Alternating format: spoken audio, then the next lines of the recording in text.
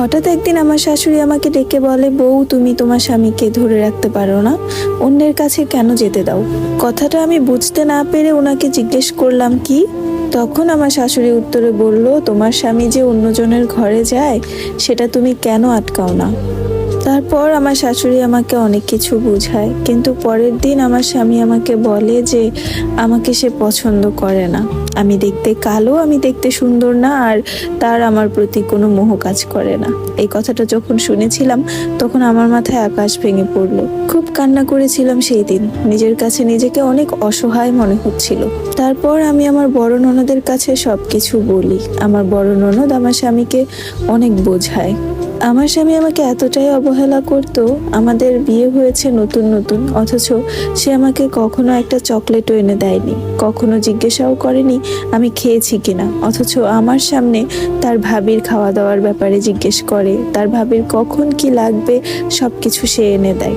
এগুলো যখন আমার চাচি শাশুড়ি দেখে জিজ্ঞাসা করে যে কি ব্যাপার, তুই তোর বউয়ের দিকে খেয়াল কেন রাখিস না, তোর বউকে কখনো কিছু কেন এনে দিস না, তখন আমার স্বামী উত্তরে বলে, ও বাসায় ভাত খায় না, ভাত খেলেই চলবে, আর কিছু লাগবে না।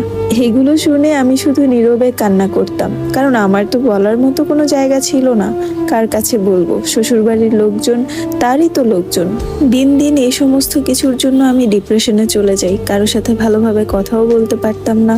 আস্তে আস্তে আমি সবার কাছে খারাপ হয়ে যাই। যার মনের অবস্থায় ভালো থাকে না, সে কিভাবে সবার সাথে হাসি মুখে কথা বলবে বলেন? আস্তে আস্তে সবাই ঘরে কানাঘোষা করতো। ভাবির কাছে আমার শাশুড়ি আর ননদরা বলতো, কি দেখে আনলাম, ভালো লাগে না। আমি যখন সবার অপছন্দের হয়ে গেলাম, তখন সবার এই কথাগুলো শুনতে আমার তখন আরো বেশি খারাপ লাগতো।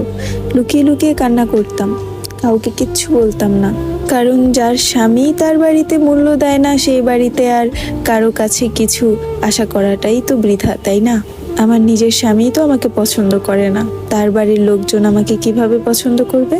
এভাবেই কেটে গেল আমার বিয়ের 4টা মাস। তারপরও আমি আমার স্বামীকে আমার বড় জায়ের কাছ থেকে ফিরাতে পারলাম না। একটা মেয়ের কাছে কতটা কষ্ট আর কতটা লজ্জার জায়গা স্বামী যখন অন্য কারো কাছে যায়, এই জিনিসটা কাউকে বোঝানো সম্ভব না। বুক ফেটে চিৎকার করতে ইচ্ছে করতো সবাইকে সবকিছু বলে দিতে, কিন্তু কি লাভ, সবাই তো সবকিছু জেনেও চুপচাপ।